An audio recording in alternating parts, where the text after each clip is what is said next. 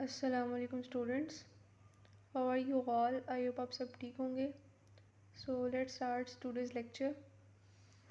Previously हमने जो है वो डिसऑर्डर्स ऑफ किडनी वाला टॉपिक स्टार्ट किया हुआ था, जिसमें हमने अपना किडनी स्टोन को डिस्कस कर लिया था। आज हम डिस्कस करेंगे किडनी फेलियर, रीनल फेलियर।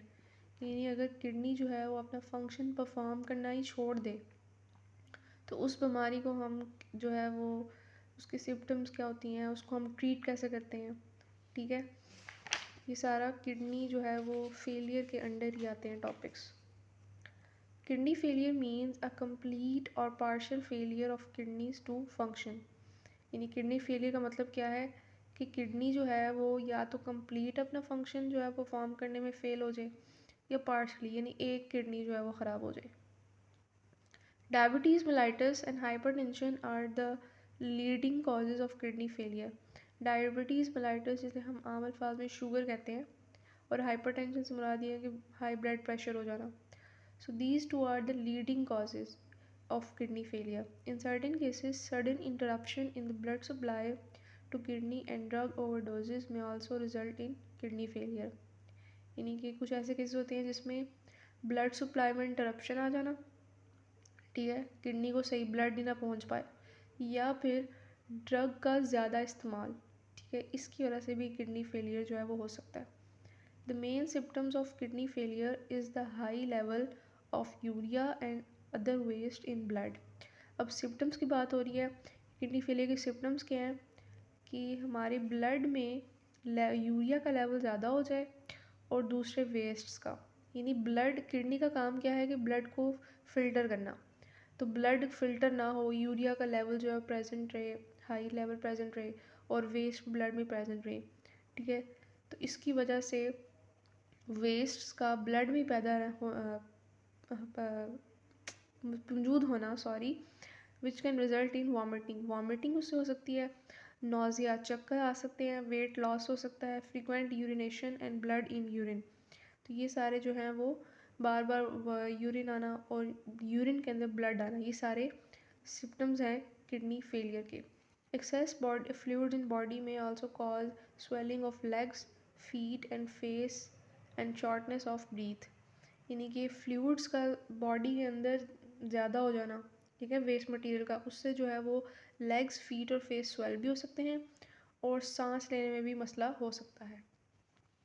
अब इसका ट्रीटमेंट, किडनी फेलियर को हम डायलिसिस और किडनी ट्रांसप्लांट से जो है वो ट्रीट कर सकते हैं। सबसे पहले हम पढ़ेंगे dialysis, then kidney transplant. Dialysis क्या है? Cleaning of blood by artificial way, यानी कि आर्टिफिशियल वे से ब्लड को क्लीन करना। टू मेथड्स हैं, एक है पेरिटोनियल और एक है हीमोडायलिसिस।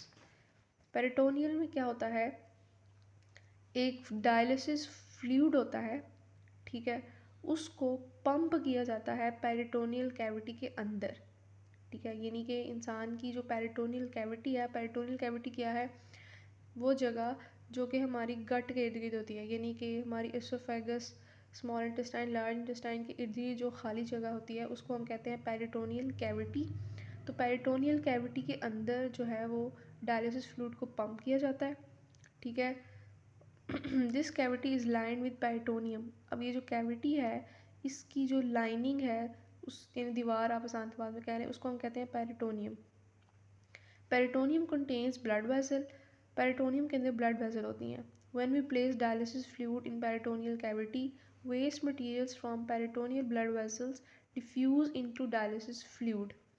यानी कि क्या होता है कि ब्लड वेसल्स हैं, उनके अंदर ब्लड है, ब्लड के अंदर जो वेस्ट मटेरियल होता है वो डिफ्यूज़ करके डायलिसिस फ्लूइड के अंदर आ जाता है, और उस फ्लूइड को फिर जो है ड्रेन आउट, बॉडी से बाहर निकाल दिया जाता है। This type of dialysis can be performed at home but must be done every day. इसको जो है वो होम, घर में भी हम परफॉर्म कर सकते हैं, लेकिन शर्त यह है कि इसको रोज़ करना चाहिए, ठीक है। रोज़ करना होगा तो ही आपका जो है वो किडनी जो है वो अपना किडनी वाला फंक्शन परफॉर्म होगा और वेस्ट मटेरियल जो है वो ब्लड से बाहर आ जाएगा। So this was peritoneal dialysis.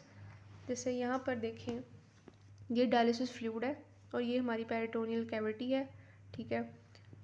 Dialysis fluid को जो है वो पेरिटोनियल कैविटी में जो है वो डाला जाता है, ये है peritoneum, the wall of peritoneal cavity. Peritoneum के अंदर ब्लड वेजल्स हैं, जैसे इसने यहाँ पे जूम करके दिखाया हुआ है, ठीक है। ये फ्लूइड और ये ब्लड वेसल। ब्लड वेसल के जो अंदर ब्लड है वहाँ से वेस्ट मटेरियल डिफ्यूज़ होकर इधर आ जाएगा और इसको हम जो है वो डायलिसिस फ्लूइड को फिर बाहर ले आएंगे। So waste material outside the body जो है वो आ जाएगा। सो नेक्स्ट डायलिसिस की जो टाइप है वो है हीमोडायलिसिस।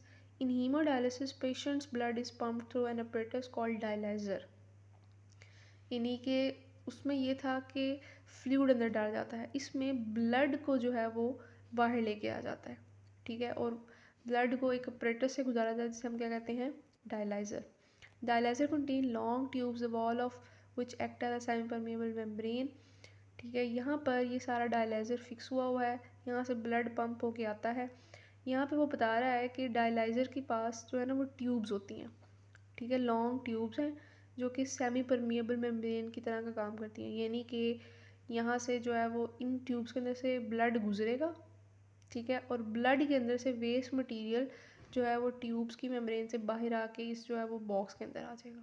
इस ये कह रहा है blood flows through the tubes, blood जो है वो इन ट्यूब्स के अंदर से गुजरेगा। और डायलिसिस फ्लूइड कहाँ पे है, इस जो ट्यूब्स के बाहर जो जगह है वहाँ पे डायलिसिस फ्लूइड है।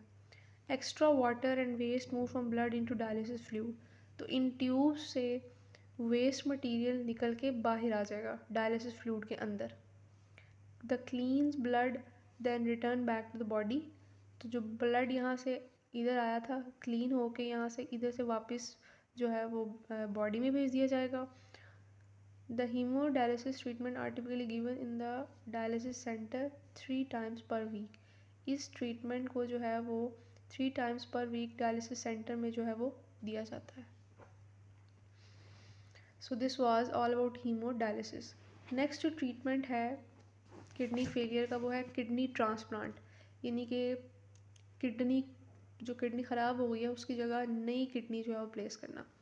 We know that dialysis needs to be treated after every few days and it is unpleasant for patients and attendants। यानी कि डायलिसिस जो है वो ज़रूरी है कि जो है वो इसको जो है वो हर रोज़ या कुछ दिनों बाद ज़रूर करवाया जाए, ठीक है। और ये पेशेंट्स और जो अटेंडेंट्स होते हैं जो ये काम कर रहे हैं उन दोनों के लिए जो है वो अनप्लेजेंट हो सकता है। तो दूसरा ट्रीटमेंट क्या है, Another treatment for end stage kidney failure is the kidney transplantation, यानी कि किडनी को जो है वो ट्रांसप्लांट कर दिया जाए।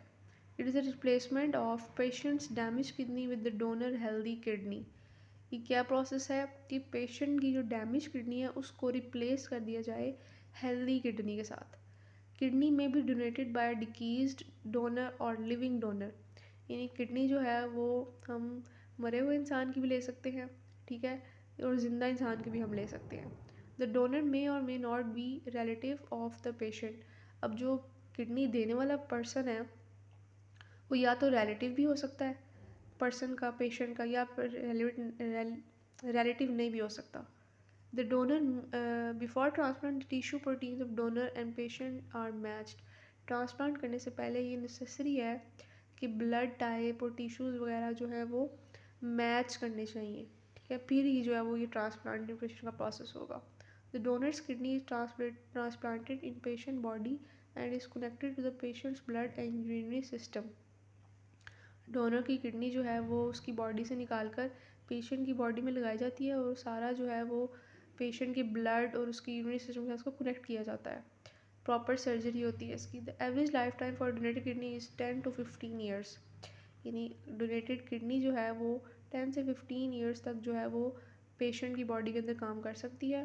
व्हेन अ ट्रांसप्लांट फेल्स, अगर ट्रांसप्लांट की सर्जरी जो है वो सही तरह ना हो सके तो पेशेंट को जो है वो दूसरी किडनी लगाई जा सकती है।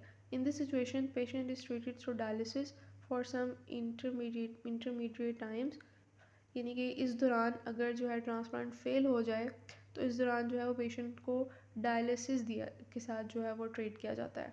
प्रॉब्लम्स आफ्टर ट्रांसप्लांट में include transplant rejection, infections, imbalance in body salts which can lead to bone problems and ulcer। Transplant के बाद जो है वो कौन कौन से प्रॉब्लम्स राइज हो सकते हैं, ट्रांसप्लांट रिजेक्शन, यानी कि बॉडी जो है वो एक्सेप्ट ही ना करे किडनी को, इन्फेक्शन हो जाए, बॉडी सॉल्ट्स के अंदर इम्बैलेंस हो जाए, फंक्शन जो है वो किडनी सही तरह परफॉर्म ना कर पाए। अब इन सब की वजह से या तो बोन प्रॉब्लम राइज हो सकते हैं या पर्सन को जो है वो अल्सर हो सकता है। So this was all about the kidney failure treatment. यहाँ पर एक लाइन लिखी हुई थी कि हम जो है वो मरे हुए इंसान का भी जो है वो ले सकते हैं किडनी। सो ये गुर्दे जो हैं, जब इंसान मर जाता है तो उसके गुर्दे जो हैं वो 8 घंटे तक जो है वो एक्टिव रहते हैं। इस तरह ये बाकी जो है वो ऑर्गन्स का लिखा हुआ है कि ये इतने इतने घंटे जो है एक्टिव रहते हैं।